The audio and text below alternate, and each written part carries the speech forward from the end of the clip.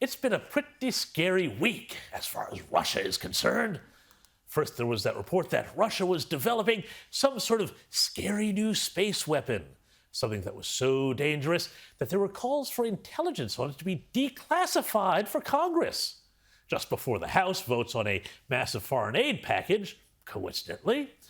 And then there was news that jailed Russian anti-Putin opposition figure Alexei Navalny was found dead in a Russian jail, presumably, it's pretty safe to say, with Vladimir Putin's henchman responsible for his death. Well, happily, in these troubled and dangerous times, the U.S. has a strong leader in Joe Biden, who is ready to articulately stand up to the Ruskies. I'm going to go for $4 billion agriculture. $4 billion. Wow. Done all chickens. Whole lot of broiler chickens. Yeah. Boiler chickens. Okay, maybe not, but at least the U.S. government never uses the legal system to try and jail oligarchs who fall foul of the regime like they do in Russia, or use the courts to try and seize their fortunes, right? Oh, gosh, again, maybe not. You see, a totally unbiased New York judge and a totally unbiased New York Attorney General won a judgment this week for nearly $500 million, that's billion with a B, dollars, against Donald Trump this week in what can only be called an entirely bogus, indeed fraudulent fraud trial. Basically, the case driven by Attorney General Letitia James claimed this, that Donald Trump inflated the value of his assets to get loans to run his businesses. Loans which, by the way, he paid back on time and in full and with interest. Now, banks didn't have a problem with this. The executives from banks such as Deutsche said that they even testified in Trump's defense, saying they didn't feel aggrieved or victimized by the Trump organization. Just the opposite. They loaned him money, they paid it back, everybody won. But meanwhile, among the assets Trump is alleged to have inflated was his massive compound estate club Mar-a-Lago at Palm Beach. You see it there on the screen. An over 100-room income-earning club with more than 100 rooms, over 17 acres of beachfront on both sides of Palm Beach. And prosecutors said this property was worth only $18 million. Yeah. I mean, come on.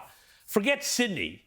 That sort of money could barely buy you a parking space in Palm Beach, where the average house price is $5 million.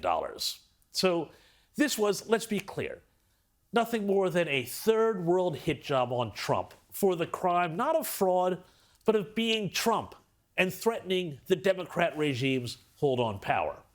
You know, Stalin's infamous henchman Lavrentiy Beria used to say, "Show me the man and I'll show you the crime." And that is really pretty much the inspiration for Letitia James, the Attorney General who ran the case and who, when she ran for office, made taking down Trump a central part of her campaign. I will never be afraid to challenge this illegitimate president. He should be charged with obstructing justice. I believe that the president of these United States can be indicted for criminal offenses. I will be shining a bright light into every dark corner of his real estate dealings. And every dealing demanding truthfulness at every turn. Yeah, so she pretty much had her mind made up before she even took office. And who can forget the smug smirk trial judge Arthur Engeron gave at the start of the trial? That's the problem, is that, you know, you have James now being shown in the background, you've got Trump in the foreground, and it fulfills the narrative on both sides. Trump is likely right. Pretty happy with himself there, and just goes to show the fix was in from the start. There was no way Trump was going to win in this fraud trial. Yet, and let's be clear, a man has been convicted in a civil trial for fraud for the crime of paying back loans with interest to banks that wanted to do more business with him. This is what happens when a justice system catches a bad case of Trump derangement syndrome. And the same thing's been going on down in Georgia, where a grand jury indicted Trump last year for election interference. By the way, this, in case you forgot, here's the foreperson of the grand jury that indicted Trump in that case. I wanted to hear from the former president, but honestly, I kind of wanted to subpoena the former president because I got to swear everybody in. And so I thought it'd be really cool to get 60 seconds with President Trump of me looking at him and being like, do you solemnly swear? And me getting to swear him in. I kind of just thought that would be an awesome moment. Wow, how cool is that? She got to swear in Trump.